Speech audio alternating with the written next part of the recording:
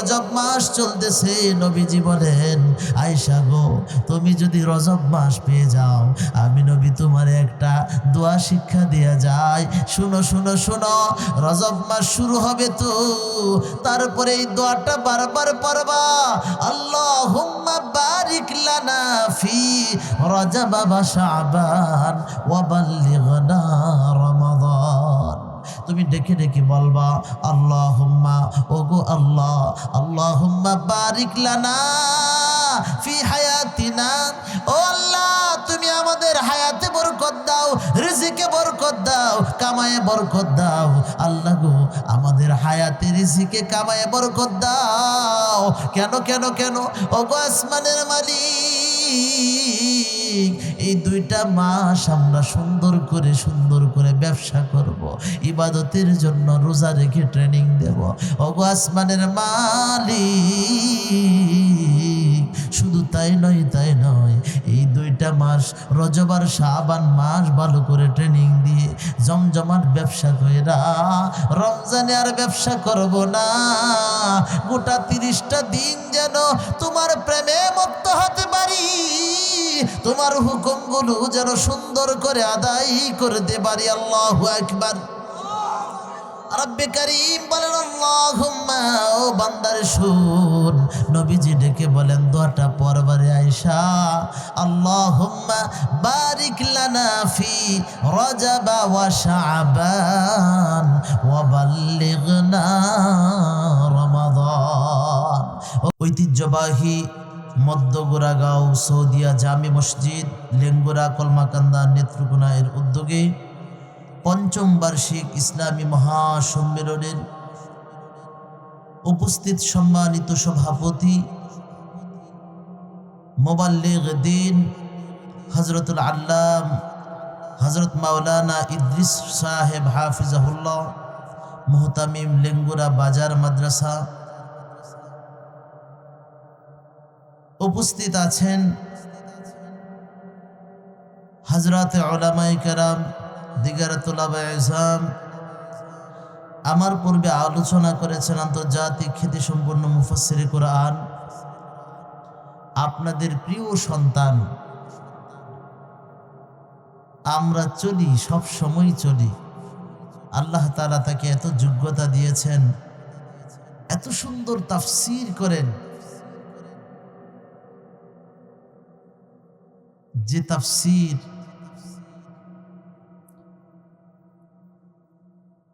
সুমধুর কণ্ঠ দিয়ে পাঠ বাই পাঠ বুঝিয়ে যান। কথা ঠিক কিনা? আমরা কিন্তু কদর করতে জানি না। আমাদের সন্তানদেরকে যদি আমরা কদর করি, মূল্যায়ন দেই, তাহলে আমরাই সাফল্যমণ্ডিত হব। আর যদি নিফরতি করি, আহারে অমুকের ছেলে আলেম হলো, আমার বক্তা তো ভালো না, সেই তাহলে নিজের কপাল নিজে পড়বেন। কেন কথার উত্তর দিতে গেলে আপনাদেরকে বুঝাইতে হয় যে আল্লাহ তাআলা রহমতে খুদা বাহনা মিজুয়া, আল্লাহ তাআলার রহমত, আল্লাহ তাআলার মাপ, দয়া, এগুলো শুধু বাহানা তালাশ করে কারে কিভাবে রহমত দেওয়া যায়, মাফ করা যায়। ওলামায়ে কেরামকে মহব্বত করবেন তো আমল নাই, কিন্তু কিয়ামতের মাঠে খোঁজা হবে। দেখো তো কোনো আলেমকে এক গ্লাস পানি পান করাইছে কিনা, দেখো তো মহব্বত করতে কিনা দিল থেকে। আল্লাহ তাআলা ওই উসিলাই ক্ষমা করে দিবেন। সুবহানাল্লাহ। তো আমরা ওলামায়ে কেরামকে মহব্বত করবো তো। আন্তর্জাতিক খ্যাতিসম্পন্ন মুফাসসিরে কোরআন বন্ধুবর হযরত মাওলানা মুফতি ইব্রাহিম খলিল রহমানী হাফিজাহুল্লাহ, মুহাদ্দিস, জামিয়া গাফুরিয়া, টঙ্গী, ঢাকা। আলহামদুলিল্লাহ, আমার পূর্বে আরো অনেকেই আলোচনা করেছেন।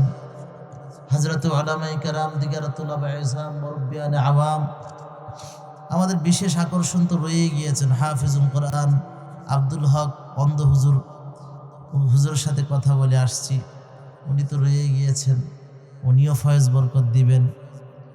সম্মানিত হাজরিন, রব্বে করিমের দরবারে অশেষ শুকরিয়া যে মহান রব্বে করিম আপনি আমাকে এই মধ্যগোড়াগাঁও সৌদিয়া জামে মসজিদের ৫ম বার্ষিক ইসলামী মহাসম্মেলনে এ গভীর রজনী পর্যন্ত এখনো পর্যন্ত যে কোরআনকে ভালোবেসে, রাসূলকে ভালোবেসে এখনো পর্যন্ত কনকনে শীতের ভিতরে বসে আছি, মহান রব্বে করিম তৌফিক দিয়েছেন। তাই মহান রব্বে করিমের দরবারে স্বতঃস্ফূর্তভাবে জোরে সুরে আকাশ বাতাস প্রকম্পিত করে হযরতে খালিদ বিন ওয়ালিদের সেই ঈমানি তাকত আর জজবা নিয়ে জোরে সুরে শুকরিয়া আদায় করি আলহামদুলিল্লাহ।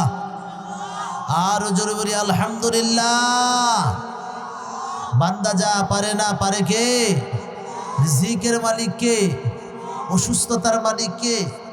সুস্থতার মালিক কে? तमाम কায়নাতের মালিক একমাত্র কেবলমাত্র আল্লাহ পাক রব্বুল আলামিন। কথা ঠিক কিনা?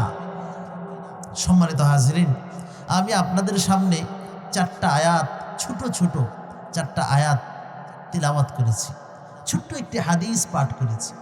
সংক্ষিপ্ত সময়ের উপরে আমি এই আয়াত এবং হাদিসের সমন্বয়ে কিছু কথা বলার চেষ্টা করব। ওমা তৌফিক ইল্লাহ বিল্লাহ। সম্মানিত হাজরিন, আল্লাহ পাক রব্বুল আলামিন আপনি আমাকে এই পৃথিবীতে প্রেরণ করেছেন বড় মহব্বত করে। কথা ঠিক কিনা?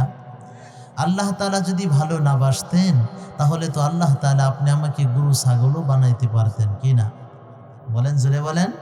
কিন্তু আল্লাহ তাআলা আপনি আমাকে ওই পাহাড় পর্বত নদ নদী নালা খাল বিল এবং পশু পাখি জানোয়ার এগুলো না বানিয়ে আশরাফুল মাখলুকাত সমস্ত সৃষ্টির সেরা জীব মানুষ বানিয়েছেন। কথা ঠিক কিনা? সম্মানিত হাজরিন, রব্বে করিম আপনি আমাকে বড় মহব্বত করেন, ভালোবাসেন। কেন কেন কেন? এই ভালোবাসাটা কেন জানেন? আল্লাহ পাক রব্বুল আলামিন যদি আপনি আমাকে মহব্বত আর ভালো না বাসতেন তাহলে এখানে আজকের এখনো পর্যন্ত এই মাহফিলে বসে থাকতাম না। কথা ঠিক কিনা? আল্লাহ তাআলার দয়া আছে বিদায়, আল্লাহ তাআলার মায়া আছে বিদায় এখনো পর্যন্ত এই জান্নাতের বাগানে বসিয়ে রেখেছেন। আর না হয় কত মানুষ আসার নিয়ত করেছিল যে যাব আজকে সৌদিয়া মসজিদের মাহফিলে, কিন্তু আসতে পারেন নাই। কি বলেন? সবাই আসতে পেরেছে না, নিয়ত করার পরেও আসে নাই। সম্মানিত হাজরিন, আচ্ছা বলুন তো দেখি, আমরা কি দুনিয়াতে চিরজীবন থাকব? আলোচনা না, কয়েকটা আমলের কথা বলেই চলে যাব বাজান।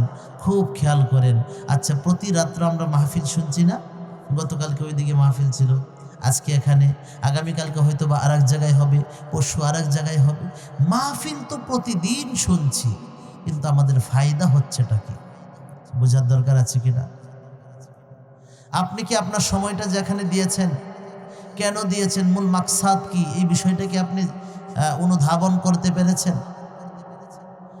অনেক শ্রোতা ভাই আছেন, দেখেন বক্তা সাহেবের ড্রেস আপ ভালো কিনা, স্বাস্থ্য চেহারা ভালো কিনা, কণ্ঠটা সুমধুর কিনা, এরপরে সুরের লাহুরি দিয়ে যখন নাকি আলোচনা শুরু করে, এই ডান কান দিয়ে শুনেন, বাম কান দিয়ে বের করে দেন, আমলের নিয়তে বসেন না। কিন্তু বাজান, এই গভীর রজনীতে কয়েকটা আমলি কথা বলেই চলে যাব। আপনি আমি কি চাই না আমাদের আখিরাতের জিন্দেগিটা সুন্দর হোক? জোরে বলেন, আমরা সকলেই চাই। কে কে চান একটু হাত উঠান তো। লিল্লাহে তাকবীর, লিল্লাহে তাকবীর।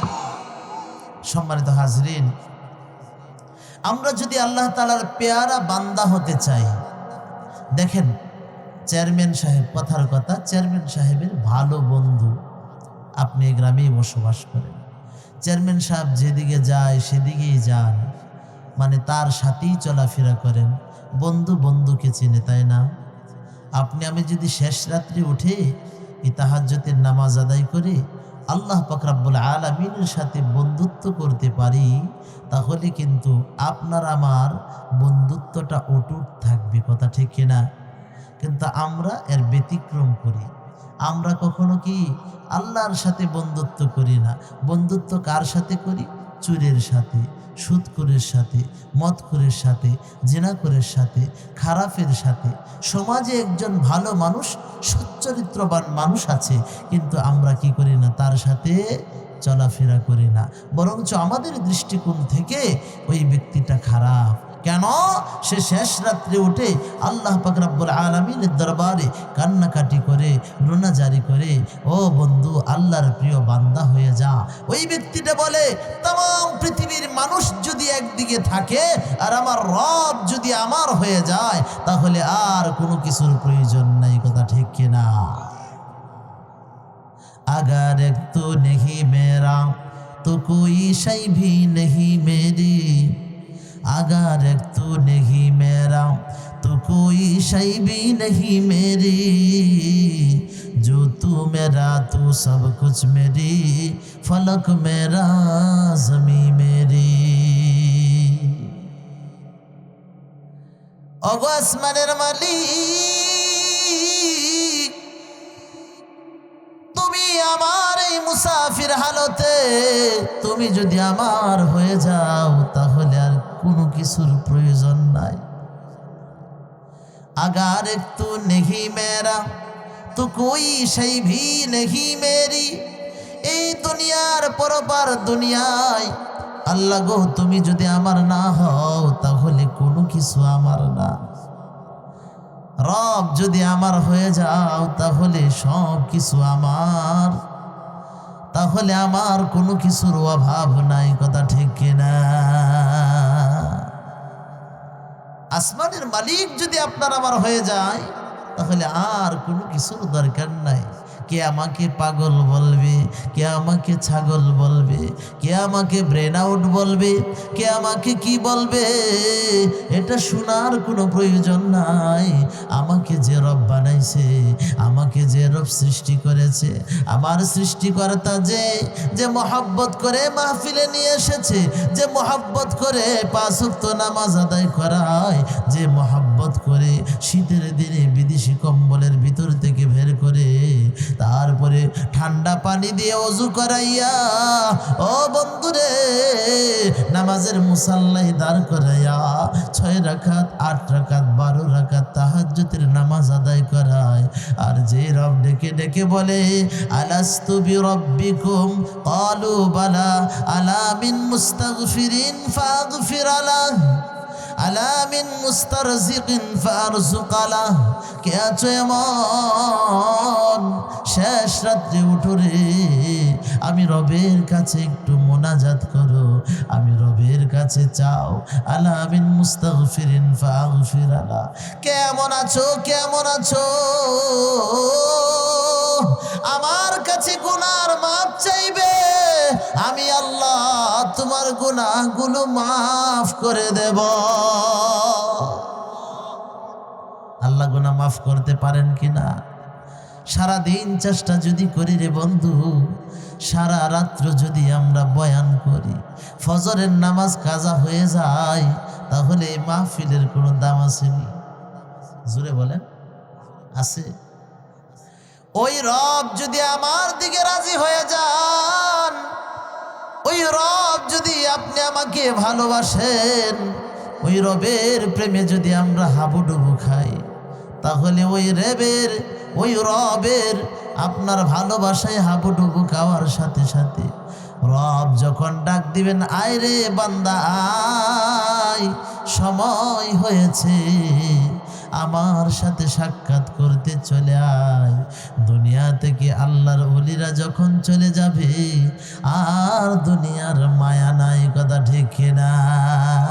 বলে এতদিন দুনিয়ায় থেকে থেকে আমার মালিকের সাথে প্রেম করেছি, এতদিন দুনিয়ায় থাকাকালীন আমি আমার মালিকের সাথে ভালোবাসা সৃষ্টি করেছি, মালিক যেভাবে বলেছে সেভাবে চলেছি। মালিক বলে 5 ওয়াক্ত নামাজ আদায় করো, 5 ওয়াক্ত নামাজ আদায় করেছি। আমার সৃষ্টিকর্তা বলে, আমার বানানেওয়ালা বলে, ও বান্দারে জুমার নামাজ আদায় করো, করেছি। করেছি, হজ আদায় করেছি, মালের যাকাত দাও দিয়েছি, আমার রবের সব ডিউটি পালন করলাম, রবের সাথে ভালোবাসা তৈরি করলাম, বন্ধুত্ব তৈরি করলাম। রব যখন আমায় ডাক দিবে রে, সাথে সাথে আমি আমার ভালোবাসার মানুষের সাথে, আমার ভালোবাসার মানুষের সাথে সাক্ষাৎ করার জন্য আমার দিলটা বেকরার বেকুল হয়ে যায়। আমি তাড়াতাড়ি রবের সাথে সাক্ষাৎ করবো, কথা ঠিক কিনা? একটু আগেই তো আমার বন্ধু ইব্রাহিম খলিল রহমানি সুন্দর করে বুঝে গিয়েছে রে বন্ধু, বড় চমৎকার ভাবে বুঝাইছে। রবের সাথে সম্পর্ক থাকলে পরে, রবের সাথে সম্পর্ক থাকলে পরে, তওবাটা ভালো করে করলে পরে, রব আমারে মহব্বত কইরা, রব আমারে ভালোবাসিয়া, ওই যে কোন দিকে আমি গেলাম, যদি এক বিগত হাত আমি তওবার জন্য একটু জায়গা যদি কি থাকে রে, কমতি থাকে, ফেরেশতারা তাদেরকে অর্ডার করে, রব্বে কারীম যা যা যা, আমার বান্দাটা 80 বছর গুনাহ করেছে, তওবা করার জন্য দৌড় দিছে, আজরাইল হাজির হইয়া জান কবজ করছে রে। আমার বান্দা সে তো মাপ চাওয়ার জন্য এসেছিল, তুবু ইলাল্লাহি তাওবাতান নাসুহা, চিল্লা বলেন আল্লাহু আকবার।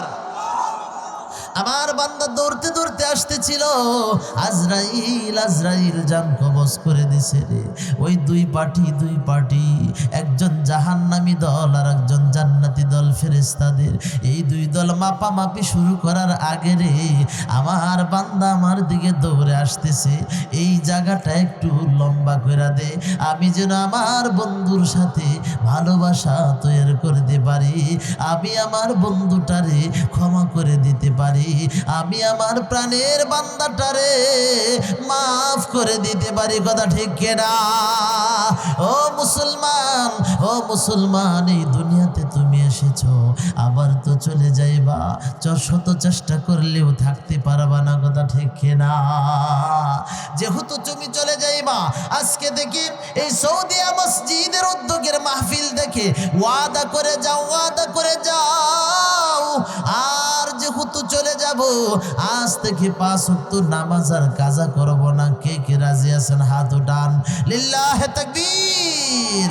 5 ওয়াক্ত নামাজ আর কাজা করব না, যাকাত প্রদান করব, রমজানের রোজাগুলো সঠিকভাবে রাখব। আমার মুসলমান ভাইরে, রমজান সামনে আসতেছে, রজব মাস চলতেছে, সামনে শাবান মাস। এ মুসলমান ভাই, পর্দানিশীন বোন, ও যুবক বন্ধু, এ পাহাড়ি অঞ্চলের যুবক ভাইরা রে, একটা বার তুমি শোনো, এই রজব মাস চলতেছে, নবীজি বলেন আয়েশা গো তুমি, এ পাহাড়ি অঞ্চলের যুবক ভাইরা রে, একটা বার তুমি শোনো, এই রজব মাস চলতেছে, নবীজি বলেন আয়েশা গো তুমি যদি রজব মাস পেয়ে যাও, আমি নবী তোমার একটা দোয়া শিক্ষা দেয়া যায়, শুনো শুনো শুনো, রজব মাস শুরু হবে তো, তারপরে এই দোয়াটা বারবার পড়বা, আল্লাহুম্মা বারিক লানা ফি রজব ওয়া শাবান ওয়া বাল্লিগনা রমাদান। তুমি ডেকে ডেকে বলবা, আল্লাহুম্মা, ওগো আল্লাহ, আল্লাহুম্মা বারিক লানা ফি হায়াতিনা, ও আল্লাহ তুমি আমাদের হায়াতে বরকত দাও, রিজিকে বরকত দাও, কামায়ে বরকত দাও, আল্লাহ গো আমাদের হায়াতে রিজিকে কামায়ে বরকত দাও। কেন কেন কেন? ওগো আসমানের মালিক, এই 2টা মাস আমরা সুন্দর করে ব্যবসা করব, ইবাদতের জন্য রোজা রেখে ট্রেনিং দেব। ওগো আসমানের মালিক, শুধু তাই নয়, এই 2টা মাস রজব আর শাবান মাস ভালো করে ট্রেনিং দিয়ে জমজমাট ব্যবসা কইরা রমজানে আর ব্যবসা করব না, গোটা 30টা দিন যেন তোমার প্রেমে মত্ত হতে পারি, তোমার হুকুমগুলো যেন সুন্দর করে আদায় করতে পারি। আল্লাহু আকবার, রব্বে কারীম বলেন আল্লাহুম্মা, ও বান্দার শুন। নবীজি ডেকে বলেন দোয়াটা পরবারে আয়েশা, আল্লাহুম্মা বারিক লানা ফি রজব ওয়া শাবান ওয়া বাল্লিগনা রমাদান। ও গো আসমানের মালিক, আমাদেরকে বরকত দান করুন রজব এবং শাবান মাসে। ও বন্ধুরে, হায়াতে রিজিকে সব জায়গায় আল্লাহ বরকত করো, বরকত দান করো রজব এবং শাবান মাসে। শুধু তাই নয় আল্লাহ গো, রজব মাসে যেন শাবান মাসে যেন ব্যবসা জমজমাট হয়। আমি যেন তোমার নগণ্য বান্দা হিসাবে রমজান মাসে যেন কোনোদিন আমি আমার ব্যবসা না করতে হয়। গোটা রমজান বসে বসে তোমার কোরআন তেলাওয়াত করব। রমজান আসলে পরেই, রমজান যখন আসছে, ও বান্দারা শোনো, আল্লাহ কত কত কত কত বরকত দিয়েছেন, রহমত মাগফিরাত। ও বন্ধুরে, আল্লাহ তাআলা তো সব কিছু আপনাদের আমাদেরকে দিয়েছেন। মুসলমান ভাইরা রে, আবার পাহাড়ি অঞ্চলের যুবক বন্ধুরে, দু চারটা কথা বলে যাচ্ছি রে, তুমি একটু শোনো, তুমি একটু শোনো। আজকের এই মাহফিল থেকে প্রথমের সবক হলো এই দোয়া। আল্লাহুম্মা বারিক লানা ফি রজব ওয়া শাবান ওয়া বাল্লিগনা রমাদান। ও গো আসমানের মালিক, রজব আর শাবান মাসে বরকত দাও, এরপরে রমজান পর্যন্ত পৌঁছায় দাও, যেন রমজানের রোজাগুলো সঠিকভাবে পালন করতে পারি। এই দোয়া করবেন তো? সকলেই করবেন? আমার সাথে একটু বলেন, আল্লাহুম্মা বারিক লানা ফি রজব ওয়া শাবান ওয়া বাল্লিগনা রমাদান। বলেন আল্লাহুম্মা আমিন। আল্লাহ তাআলা চাইলেই তো কবুল করতে পারেন, কথা ঠিক কিনা? আল্লাহ চাইলেই মুক্তি দিতে পারেন, আল্লাহ চাইলেই ধনী বানাইতে পারেন, আল্লাহ চাইলেই সন্তান দিতে পারেন। এ এলাকার মা বোন, আজকে তুমি ওয়াদা করো, ওয়াদা করো, কোনো পীর বাবার কাছে গিয়ে সন্তান চাইবা না। পীর বাবা কি চেষ্টা করলেই সন্তান দিতে পারবে? আরে আমার মুসল্লি, আমার মসজিদের মুসল্লি, ও বন্ধুরে, ওই মুসল্লিটা 10 বছর হয়েছে, 11 বছর হয়েছে বিবাহ করেছে। এমন কোনো ফকির নাই যে তাবিজ কবজ দেয় নাই, এমন কোনো মাজার নাই রে যে গরু মহিষ দেয় নাই, এমন কোনো জায়গা নাই মান্যত করে নাই, কিন্তু 10-11 বছর হলো আজও পর্যন্ত কোনো সন্তান হয় নাই। বোঝা গেল রে বন্ধু, বোঝা গেল একমাত্র কেবলমাত্র সন্তানের মালিক হলেন আল্লাহ, কথা ঠিক না? ও মা, আজ থেকে তওবা করো, তওবা করো রে। গায়রুল্লাহর নামে যিনি মান্যত করেছো, মান্যত তোমার হয় নাই। মান্যত কোনো মা বাবা যদি গায়রুল্লাহর নামে মান্যত করেন, লা ইয়াজুজু, জায়েজ তো নাই, আর ওটা পুরাও করা লাগবে না। অনেকেই আপনি গায়রুল্লাহ মাজারের নামে, ফির বাবার নামে, অমুক বাবার নামে, তুমুক বাবার নামে, অমুক পিসাবের নামে আপনারা মান্যত করেছেন। মান্যত একমাত্র হবে কার নামে? জোরে বলেন, জোরে বলেন, কার নামে? আল্লাহর নামে মান্যত হবে। আমার মুসলমান ভাইয়েরা, একমাত্র কেবলমাত্র মান্যত হবে কার নামে? আল্লাহর নামে। গায়রুল্লাহর নামে কোনো মান্যত করা জায়েজ নাই। সম্মানিত হাজরিন, তাহলে বুঝেন না, অনেক মা বোন কান্নাকাটি করে, অনেক যুবকরা কান্নাকাটি করে, 10 বছর হলো বিবাহ করেছি হুজুর, এখনো পর্যন্ত সন্তান হয় নাই। আমার কপালে কি আর সন্তান নাই? আমার স্ত্রীর উদর কি আর ভরবে না? ও মুসলমান মা বোন, আপনাদের কথা বলে যাই, আমলের কথা বলে যাই, যাদের সন্তান হয় না একটা কাজ করবেন, কাজ করবেন। মারে, তোমার তো সন্তান হচ্ছে না, বাবা তোমার পৃষ্ঠ থেকে মার রেহেমে যে বীর্য যায়, ওটা দ্বারা সন্তান গঠিত হয় নাই। আচ্ছা বলুন তো দেখি, চিল্লায়া, আমার রব যদি চান তাহলে হবে কিনা? ও মা, একটা কথা শোনো তুমি, এই কনকনে শীতের ভিতরে শেষ রাত্রে তুমি 5 ওয়াক্ত নামাজ আদায় করো, আর শেষ রাত্রে শীতের ভিতরে পানি দিয়ে ওযু কইরা স্বামী স্ত্রী দুইটা মুসাল্লা যায় নামাজ একত্রিত করে সলাতুল হাজত পাঠ করো, নামাজ আদায় করো, এরপরে রাসূলের উপরে দুরূদ শরীফ পড়ো। ও মা, ও বাবা, তোমার সন্তান হয় না, তাহাজ্জুদের নামাজ আদায় করে স্বামী স্ত্রী চারটা হাত আসমানের দিকে উঠাইয়া দোয়া করো, ওগো আসমানের মালিক, 10 বছর হলো বিবাহ হয়েছে, আজ পর্যন্ত আমার আঁচলটা ভরে নাই গো আল্লাহ, আমি তোমার নগণ্য বান্দি,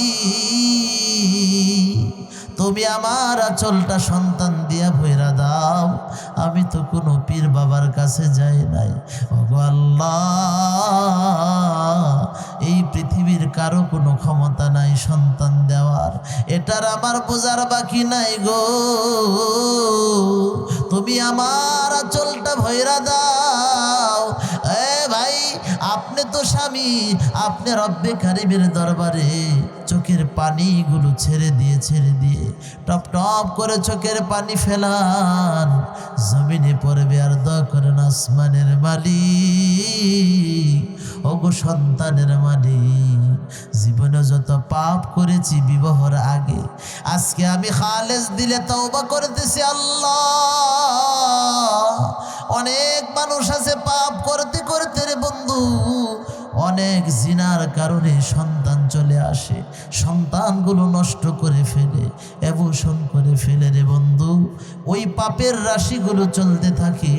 আপনি গুনাহ করেছেন কিনা আপনি জানেন, আমারটা আমি জানি, অমুকেরটা অমুকে জানে, তুমুকেরটা তুমুকে জানে, কথা ঠিক কিনা? রব্বে কারিমের কাছে দোয়া করবেন, আল্লাহ, বিবাহ করার পূর্বে হক নষ্ট করেছি, স্ত্রীর হক নষ্ট করেছি গো, জীবন যৌবন অন্যদিকে খরচ করেছি, আল্লাহ বুঝবার পারি নাই, আজকে আমি তওবা করতেছি, তওবা, ওগো আসমানের মালিক, জীবনে আর কোনো দিনে ভুলটা করব না। আজকে 10টা বছর হলো বিবাহ করেছি, আব্বা ডাকটাও শুনতে পাই না গো, তুমি আমারে আব্বা ডাক শোনার তৌফিক দিয়া দাও, তুমি আমারে একটা সন্তান দাও না, ওগো আল্লাহ, তুমি চাইলেই পারো, তুমি তো কোন ফায়া কোন বইলা সব করো, আল্লাহ তুমি আমার দোয়ারে কবুল করো। এ মুসলমান ভাই, পাহাড়ি অঞ্চলের যুবক বন্ধুরা, বুড়া বাবাজিরা, এ মা পর্দানিসীন মা বোন, এই আমলটা তুমি 41 দিন করো রে, আল্লাহর কাছে খাটি দিলে তওবা করো, তওবা করো, আমি গ্যারান্টি দিয়ে বলতে পারি, আমার আসমানের মালিক, আমার রব, আপনার রব, ওই 2 বান্দা বান্দিরে কোনোদিন খালি হাতে ফিরাবে না ইনশাআল্লাহ। এবার একটু চিল্লায় বলেন না, রিজিকের মালিক কে? সন্তানের মালিক কে? আল্লাহ তাআলা সন্তানের মালিক। ও মুসলমান ভাই, আরো কিছু আমলের কথা বলবো বাজান। এই সমাজের ভিতরে অনেক কুচক্রি মহল থাকে, আছে না? আপনার ক্ষতি চাইবে, কিভাবে আপনাকে ভান মারা যায়, কিভাবে আপনাকে তাবিজ করা যায়, কিভাবে আপনার জীবনটাকে বিনষ্ট করা যায়, কথা ঠিক কিনা? আপনি তো সমাজে একটু বড়লোক হতে যাচ্ছেন, টাকার মালিক হচ্ছেন, বিল্ডিং 2টা উঠাইছেন, আরও 2টা উঠাবেন, আপনার মাস গেলে 1 লাখ টাকা ইনকাম। এখন তো আপনার বন্ধু আপনাকে সহ্য করতে পারে না, আপনার বন্ধু মনে মনে বলল, আহারে, আমি তো দিন দিন ছোট লোক হচ্ছি, আমার বন্ধু শুধু বড় লোক হচ্ছে, তাহলে আমি তো সব জায়গায় সম্মান পাই না বন্ধুর কারণে, সর্বপ্রথম ভালো চেয়ারটা দেয় আমার বন্ধুকে, আমি তো ওই নিচে বসি, আর সহ্য করা যায় না বেইজ্জতি, কিভাবে কি করা যায়, কিভাবে কি করা যায়, তাহলে ওকে তো তাবিজ করা দরকার বা ভান মারার দরকার। ও মুসলমান ভাই, অনেক সময় খানা খাওয়ার সময় খানার ভিতরে তাবিজ কবজ করে কি না? জোরে বলেন। যখন নাকি আপনাকে খানা খাওয়ার সময় তাবিজ করবে, আপনি একটা আমল করবেন, না পরীক্ষিত আমল, আমি বলছি না কিছু আমল শিক্ষা দেব, পরীক্ষিত আমল। আপনি খানাটা যখন আসবে, খানা আসার সাথে সাথে আপনার সামনে যখন খানা পরিবেশন করবে, কয়েকবার দুরূদ শরীফ পড়বেন। বুজুর্গদের আমল এটা ভাইজান, পরীক্ষিত আমল। আপনার খানার ভিতরে যদি কোনো জাদু থাকে, তাবিজ থাকে, পানি পড়া থাকে, যা কিছুই থাকুক না কেন, ওই আমলটা করলে আর কোনোদিন আপনার জাদু টুনা ধরবে না। সুবহানাল্লাহ। আমলটা হলো বিসমিল্লাহিল্লাযী লা ইয়াদুররু মা'a ইসমিহি শাইউন ফিল আরদি ওয়ালা ফিস সামাই ওয়া হুয়াস সামিউল আলিম। এই দোয়াটা, মাসনুন দোয়াটা আপনি পড়বেন 7 বার বা 3 বার। পরে আপনার প্লেটের চতুর্দিকে একটু একবার হাতটা, আঙ্গুলটা ঘুরিয়ে দিবেন, বন্ধ করে দিবেন। এবার আপনি বিসমিল্লাহি ওয়া আলা বারাকাতিল্লাহ খানা খান শুরু করেন। কোনো সমস্যা নাই। যত জাদুটোনা আছে আপনাকে যত ক্ষতি করতে চাক না কেন, কোনো দিন আপনাকে আর ক্ষতি করতে পারবে না। সুবহানাল্লাহ। 2-3টা আমল হলো। ভাইজান শুনেন, আমলের নিয়তে শুনতেছি তো ইনশাআল্লাহ। মাহফিল তো প্রতিদিন হবে, হচ্ছে, কিছু আমল নিয়ে যান বাজান। রাত্র গভীর হয়েছে, রাত্র আস্তে আস্তে গভীর রজনীতে পরিণত হচ্ছে। একটু পরেই দোয়া হয়ে যাবে। যে যেখান থেকেই শুনতেছেন ভাইজান, আমলের নিয়তে শুনেন। আরও কিছু আমলের কথা বলবো বাজান রে। অনেকের রিজিকে বরকত হয় না, আছে না? আপনি যদি আপনার কামায়ে বরকত চান, রিজিকে বরকত চান, তাহলে একটা আমল করবেন। নবী করিম সাল্লাল্লাহু আলাইহি ওয়াসাল্লাম বলেন, যে ব্যক্তির কামাই রোজগারে বরকত হয় না, আমি নবীজি একটা আমল দিচ্ছি, শুনো। যে ব্যক্তি আপনার রিজিকে বরকত চায়, সে যেন সূরাতুল ইখলাস বেশি বেশি পাঠ করে, আল্লাহ তাআলা কামাই রোজগারে বরকত দিয়ে দিবেন। সুবহানাল্লাহ। সুজা আমল। এই আমলটা আমরা জানি না? কুল হুয়াল্লাহ শরীফ পড়ি না? বারবার পড়ব, বেশি বেশি বেশি বেশি পড়ব, বেশি বেশি পড়ব। আরেকটা আমলের কথা বলি, যুবক যারা আছো, অনেক সময় আমরা একাকিত্ব থাকলে, একা থাকলে কোনো রোগে শয়তানে ধোঁকা দেয় না? শয়তানে ধোঁকা দেয় তো। শয়তানে যখন ধোঁকা দেয় নোংরামি কাজের দিকে, মাস্টার বেশনের দিকে, এরকমভাবে শয়তানে ধোঁকা দিয়ে তোমার জীবনটাকে নষ্ট করে দিতেছে। 1 নাম্বার আমল, তুমি ওই গুনাহ থেকে শয়তানের ধোঁকা থেকে বাঁচার জন্য আমল করবা, লা হাওলা ওয়ালা কুওয়াতা ইল্লা বিল্লাহিল আলিয়্যুল আযীম। এই দোয়াটা 3-4 বার পরে জোরে জোরে পয়রা ডান কাঁধে বাম কাঁধে ফু দিবা। কোথায়? ডান কাঁধ প্লাস বাম কাঁধ দিয়ে সামনে পিছনে ফু দিয়ে জায়গা থেকে নড়ে যাইবা, দেখবা তোমার দিল আবার ঠিক হয়ে গেছে। পরীক্ষিত আমল। কিছু পরীক্ষিত আমল থাকে। আপনার মাথা ব্যথা শুরু হয়েছে, কি আমলের কথা বলছি না, শুনেন, কেউ বলবে না। যদি কারো মাথা ব্যথা শুরু হয়, তাহলে পরীক্ষিত আমল, আপনি 3 বার ওই যে দোয়াটা বললাম না, বিসমিল্লাহিল্লাযী লা ইয়াদুররু মা'a ইসমিহি শাইউন ফিল আরদি ওয়ালা ফিস সামাই ওয়া হুয়াস সামিউল আলিম। এই দোয়াটা 3 বার 5 বার 7 বার পড়বেন। আগে পরে দুরূদ শরীফ পড়বেন, ফু দিবেন। যদি আপনার জবান ঠিক থাকে, যদি আপনি হালাল রিজিক খেয়ে থাকেন, 5 ওয়াক্ত নামাজ যদি আদায় করে থাকেন, তাহলে আমি গ্যারান্টি দিয়ে বলতে পারি মাথা ব্যথা, পেট ব্যথা সাথে সাথে ভালো। পরীক্ষিত আমল। হুজুরের কাছে যাইতে হবে, নিজের আমল নিজে করেন। আপনাকে সেহের করা হলো, আপনাকে বান মারা হলো, গ্রামের মানুষ বান মারেন, কি বলেন, সূত্রন থাকে। আপনি একটা কাজ করেন, আপনি সূরাতুল ইখলাস, সূরাতুল ফালাক, সূরাতুন নাস, সূরাতুল কাফিরুন, কটা হইল? 4টা। মানে আমরা বলি 4 কুল। কি কুল? 4 কুল। 4 কুল পড়বেন সকাল বিকাল, পানিতে ফু দিবেন, সাথে সূরাতুল ফাতিহা পড়বেন 7 বার, পরে ফু দিয়ে ওই পানিটা খাবেন। 3 দিন গোসল করবেন, বা 7 দিন, বা যদি তার উপরেও ভালো না হয় আপনার 21 দিন খাবেন, আবার গোসল করবেন। ইনশাআল্লাহ আপনার সেহের কেটে যাবে, আপনি সুস্থ হয়ে যাবেন ইনশাআল্লাহ। ঢাকার শহরে তো অনেক সমস্যা, অনেক মানুষকে এরকম দেখা যায়। কিরকম? বাসের ভিতরে লেখা আছে যে অমুক পণ্ডিত, 1 সপ্তাহে কাজ হয়, এই সেই দেখা যায় না? কখনো এগুলো তো যাবেন না। ওরা কুফরি করে। কি করে? কুফরি করে। আর জানা মতো যদি কোনো ব্যক্তি কুফরি করে, তার ঈমান থাকে না, কাফের হয়ে যায়। নাউজুবিল্লাহ। কখনো আপনি করাইতে যাবেন না, নিজে করবেনও না, তাহলে ঈমান হারাবেন হয়ে যাবে। কি বলেন? আমার মুসলমান ভাইরা রে, আমার বয়ান তো না, দুইটা আমলের কথা বলি। এ মুসলমান ভাই, নিজের বিপদ নিজে ডেকে ডেকে আনি, নিজের বিপদটা নিজে নিজে ডেকে আনি, তাহলে হুজুর কিভাবে? এলাকার মা বোন, আপনি আমি নিজের বিপদ কিভাবে আনি জানেননি? ওই যে বলেন স্বামীর সাথে ঝগড়া করেন, ওই ঘরে রহমত থাকবে না। যে ঘরের ভিতরে আপনার স্বামী স্ত্রীর ঝগড়া বেশি বেশি হয়, শয়তান আইসা বিষ লাগায়, বিষ। ও বন্ধুরে, ঝগড়ার বিষ লাগায় দেয়। স্বামী স্ত্রী ঝগড়া করতে করতে করতে করতে এমন এক হালত তৈরি হয়, কিরকম হালত জানেননি? অবশেষে শেষ পর্যন্ত স্বামী তার স্ত্রীকে তালাক দিয়া দেয়, স্ত্রী তার স্বামীকে ডিভোর্স দিয়া দেয়। কথা ঠিক কিনা? অবশেষে মুফতি সাহেবদের কাছে আসে, হুজুর কত কল যে আসে, হুজুর মাথা তো ঠিক ছিল না, আমি তো 1 তালাক 2 তালাক 3 তালাক 22 তালাক পর্যন্ত দিলাম, হুজুর এটা কি হবে? তখন যখন প্রশ্ন করি, ভাইজান আচ্ছা আপনার মাথা ঠিক ছিল না, কিন্তু তালাক যে দিতে হবে এটা কি বুঝছিলেন? হ্যাঁ হুজুর বুঝছিলাম। তাহলে তো আপনার মাথা ঠিক ছিল, না বুঝে দিলেন কি করে?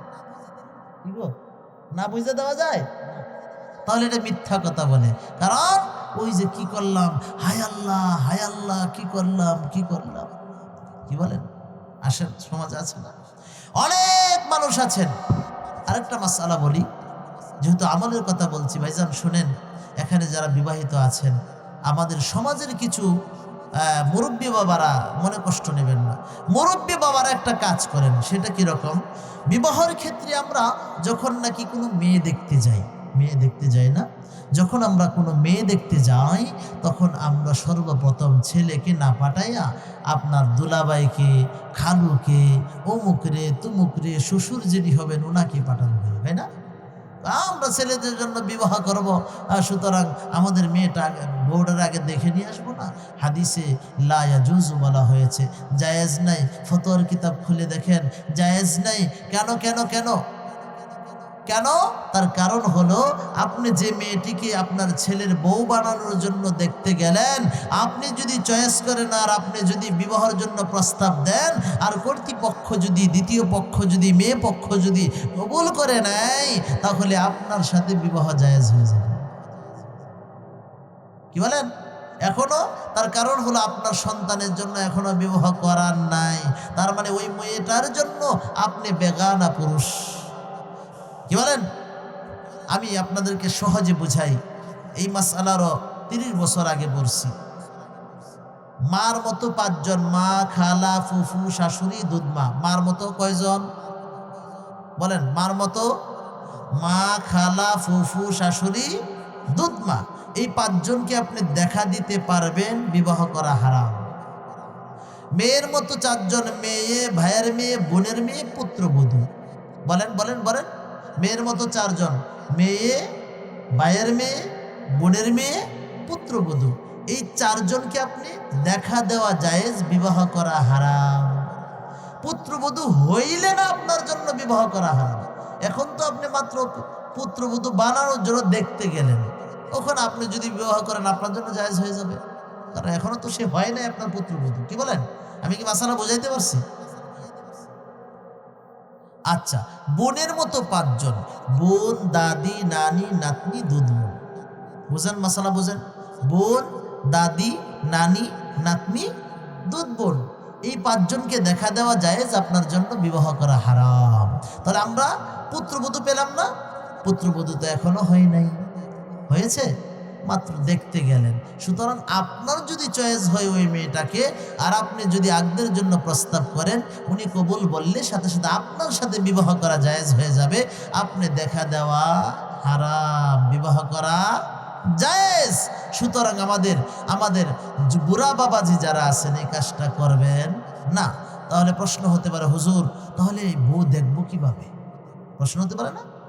যে খালাও যেতে পারবে না, চাচাও যেতে পারবে না, বোনজামাও যেতে পারবে না, তাহলে দেখবো কিভাবে? হ্যাঁ, সুরত আছে এখানে। সেটা হলো, আপনি মেয়েদেরকে দেখবেন না, মেয়েরা মেয়েদেরকে দেখবেন। আপনি আপনার স্ত্রীকে পাঠাবেন, উনি ওনার বৌমাকে নিজের মতো দেখে নিয়ে আসবে। আর যে সন্তান আছে, ছেলে আছে, যার জন্য বিবাহ করাবেন, ওনার জন্য দেখা জায়েজ। যে সংসার করবে জীবনভর যাকে নিয়ে, সে তাকে সুন্দর করে দেখবে, সাথে বোন যাবে, খালা যাবে, এরকম ভাবে মহিলা যারা আছে তারা যাবে সাথে, ভালো করে দেখবে। এরপরে নিয়ম হলো আপনার ছেলে মেয়েকে একটা রুমে একটু 5-10 মিনিট সময়ের জন্য তারা তাদেরকে বোঝাপড়া করার জন্য, এটা জায়েজ আছে হাদিসে, এটা আমরা করি না। হ্যাঁ, বিয়ার আগে তুই দেখে লাইবি, কথা ঠিক কিনা? বিয়ে করার আগে দেখবি? হ্যাঁ, হাদিসে তো এটাই বলে, ফতোয়ার কিতাবে তো মাসআলা এটাই। যে ছেলে বিবাহ করাবেন, ওই ছেলেকে যে মেয়েটা বিবাহ করবে তাকে সে নির্জনে পর্দার ভিতরে যতটুকুন সতর খোলা যায় জায়েজ, মুখমণ্ডল হাত পাও দেখা যায়, দুই রেগে আপনার চুল করা শুরু করবেন না, জায়েজ নেই। মেয়েদের অনেকে কি করে, একটু চুলটা দেখি, হ্যাঁ মেয়ে মেয়েকে দেখতে পারবে, কিন্তু আপনি তার চেহারা দেখবেন, হাত দেখবেন, পা দেখবেন, কোনো সমস্যা নেই। ভালো করে কথাবার্তা বলবেন, মুখটা ভালো করে দেখবেন। আপনি যাকে জীবন সঙ্গিনী বানাবেন তাকে যাচাই বাছাই করবেন, কোনো সমস্যা নেই। উনিও আপনাকে দেখবে, নো টেনশন। শরীয়তের মাসআলা দেওয়া আছে, জায়েজ আছে। কিন্তু আমরা করি কি, ওই চাচা মিয়া আসেন, এখন হয়তো বা কিছুটা কমছে কিনা জানি না, বাকি 20 বছর আগে তো পুরা এক দল 10-20 জন যায়, ফাইনাল ডিসিশন। প্রথমে তো প্রথম রাউন্ড, দ্বিতীয় রাউন্ড, তৃতীয় রাউন্ড যায় না, যাওয়ার পরে ফাইনাল ডিসিশন, আজকে খেলা ফাইনাল, আজকে খেলা ফাইনাল। এখন দেখবেন যে পুরা গ্রামের ভিতরে একটু বড় লোক যদি হয়, তাহলে পুরা গ্রামের ভিতরে মুরব্বীদেরকে দেখে দেখে বাইসা বাইসা বাইসা, আমার ছেলের বৌমাকে আজকে ফাইনাল ডিসিশন দেওয়া হবে, তোমরা দেখবা, তোমরা যদি বলো হ ভালো তাহলে বিয়ে করাবো, আর নালে নাই। কি বলেন? এখনো পর্যন্ত গায়ে হলুদের নামে নোংরামি চলে না? সম্মানিত হাজির, গায়ে হলুদ কি ভয়ঙ্কর একটা শব্দ। বর্তমান জামানায় গায়ে হলুদ ছাড়া যেন বিবাহই হয় না। কি বলেন? হয় না। কি করে? একদল পুরুষ মেয়েকে গোসল করানোর জন্য যায়, আর একদল মহিলা, একদল মেয়ে আপনার সুন্দর পোশাক পরে, হলুদ কাপড় পরে তারা ছেলেকে গোসল করাইতে যায় না? বিলকুল হারাম। কারণ বিবাহ এখনো হয় নাই। আগামী শুক্রবার জুমার নামাজের পরে আকদ করা হবে, প্রস্তাব করা হবে, কবুল বললে বিবাহ হবে, নয়তো না। সময় আছে না? মানে মনে করেন যে আপনি 1 কোটি টাকার বাজার করলেন, অ্যারেঞ্জমেন্ট সব শেষ, পুরা দাওয়াত কার্ড সবকিছু ক্লিয়ার।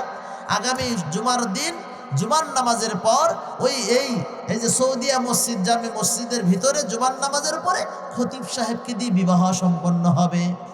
2 দল আসছেন। এখন হঠাৎ করে জামাই বলে আমার মেয়ে চয়েস না, আমি বিবাহ করব না। কোনো কিছু করার আছে?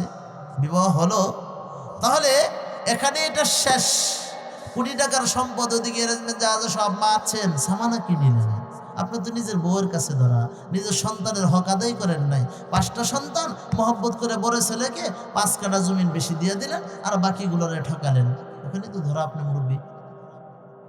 আছে না সমাজে? আছে না? আপনি মা, আপনার দেখনিকা মনে করেন যে 5টা ছেলে। হ্যাঁ ভাইজান, এই কথাগুলো চিন্তা করা দরকার। আমি মনে করছি 5 ওয়াক্ত নামাজি, আমি যাকাত দেই, হজ করি, সব কাজ আমার কমপ্লিট। আপনি মা বাবার কাছে ধরা,